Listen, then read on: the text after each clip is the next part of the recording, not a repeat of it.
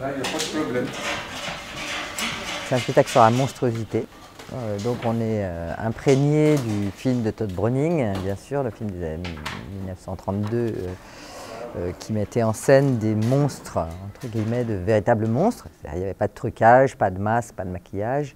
C'était des gens qui étaient atteints de difformités diverses. Il y avait les femmes à tête d'oiseau, femmes à barbe, siamoises, hommes-troncs, etc., etc.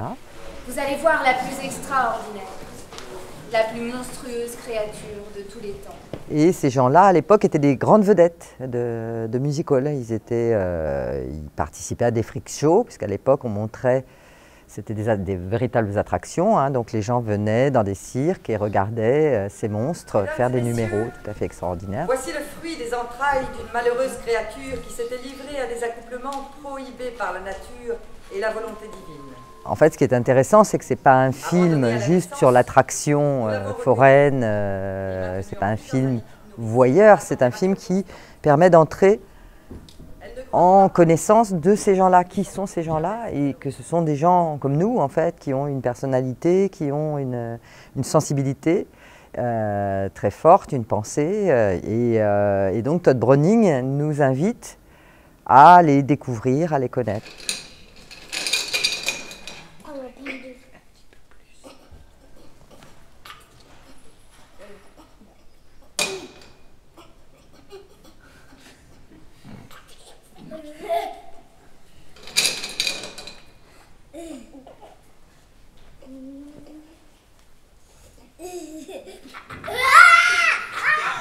Donc nous, on est reparti du postulat de Todd Browning, c'est-à-dire ce regard très humain qu'il a sur la monstruosité.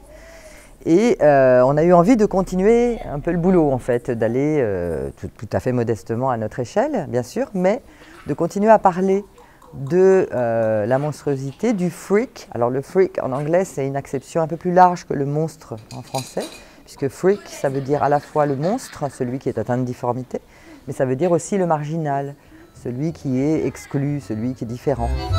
Il est parti! Pourquoi j'ai rien, moi? Hein? Jamais rien! Pas de clope, pas de gros, pas de baiser, rien! Que dalle! Je peux me serrer la ceinture, je peux me gratter, rien! Rien, j'en ai rien! Et tout le monde s'en fout! C'est ça mon problème! C'est que tout le monde s'en fout!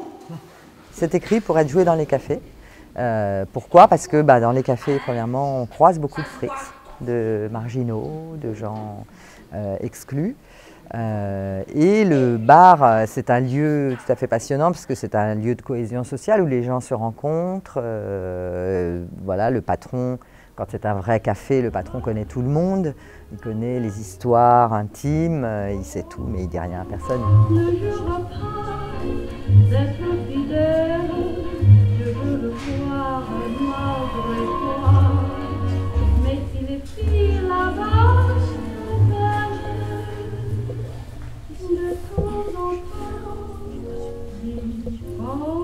C'est un rapport très direct, très agréable, parce que les gens, on les voit dans les yeux.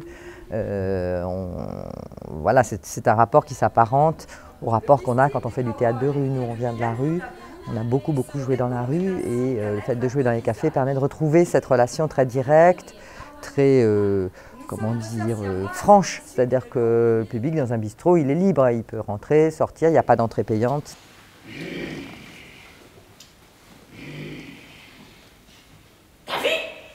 C'est la classe! Les salles! Tu sais ce que c'est ça?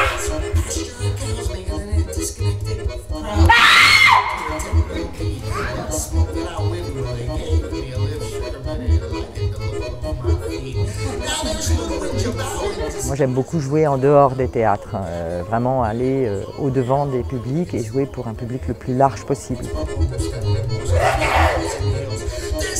Ah!